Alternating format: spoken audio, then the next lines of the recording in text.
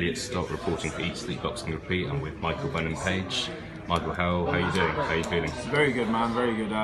Just fresh off the last victory that I had. Body felt really good, so I said I just wanted to jump straight back in and get another fight. The boxing allowed me to do that. Absolutely. And I'm here today, man. I can't wait till Friday. Yeah, of course. I heard you say earlier that you had your MMA fight and then you felt fresh straight away.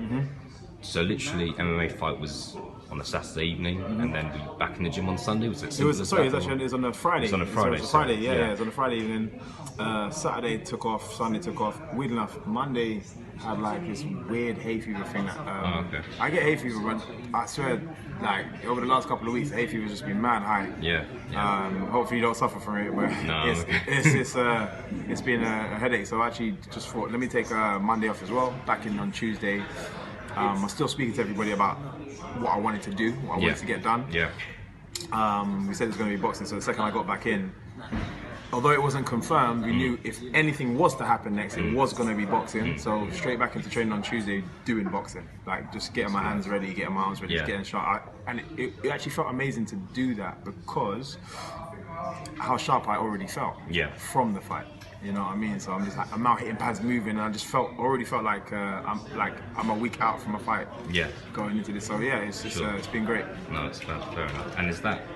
Do you want to keep that sort of level of activity going for the rest of this year, or is there some sort of plan, or is it like a day-by-day basis? It has to be day by day, only because I have to deal with the powers that be to allow me to be as flexible as I am. But if it was down to me, after this fight here, if all goes well, I was looking at asking for a fight in July, but they actually don't have another show in July. I think it's going to be August potentially. Yeah. So I'm going to push for that. I'm going to speak to the guys in the MMA, the Bellator guys, to find out if that's going to be okay to do. Okay. If they okay that, then I want to fight then maybe get back into the cage. Yeah. And then just keep it rolling, man. It's always the best to just do it like that.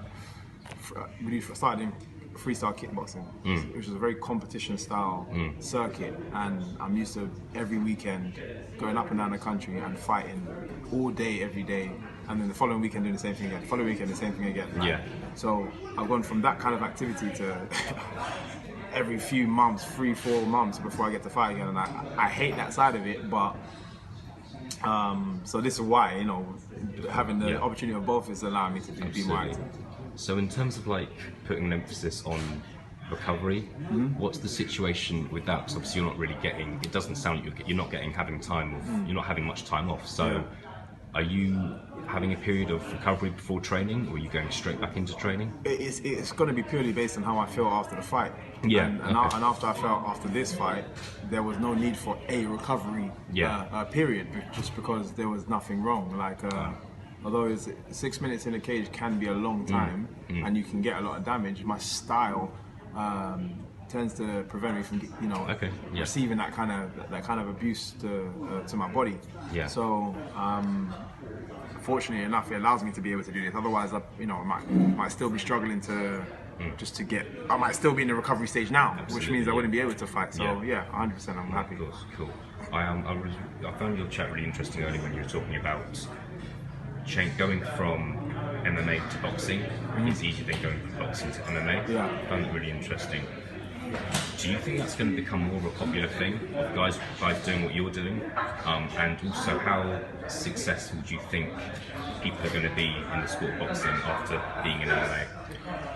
I can definitely see people, more and more people, taking that. If they're allowed to, remember as well, because there's still the politics of that. I'm lucky enough to be a person that's been able to be given that opportunity. So if they are allowed to, I can definitely see more and more people crossing over. The difference is, you can have the tools, but it's the person wielding it. You know what I mean? So a lot of MMA guys know how to box to a degree. They still don't. There's certain aspects of boxing that is just a science. Like it's beautiful to watch. It's beautiful to be a part of and to learn. So on that level, they're going to struggle. There's still going to be a certain struggle. If they cross straight from MMA into boxing and they're no longer doing MMA, it allows them to just focus on the boxing. then they, you know, if it's a good enough person wielding the new tool that they have, then 100% they can be successful in this, because they have years of combat, they have years of being in the spotlight and that kind of pressure, they get years of dealing with the anxiety before going into a competition. All that experience they're going to use to then continue in the boxing world, and in all honesty, there's going to be a lot less stress on their body during the training period, because you're not getting the same kind of injuries and stuff that you would. You still get injuries like anybody does. You maybe get a few more shoulder injuries, wrists, knuckles, all those kind of things. But when it's your knees and it's your this and your that, it's a lot harder to continue because I can't stand. You know what I mean? So I think it's going to be a lot less stress on their body if they was to cross straight over. In terms of doing both, it still is going to be difficult. And it is going to be down to the individual.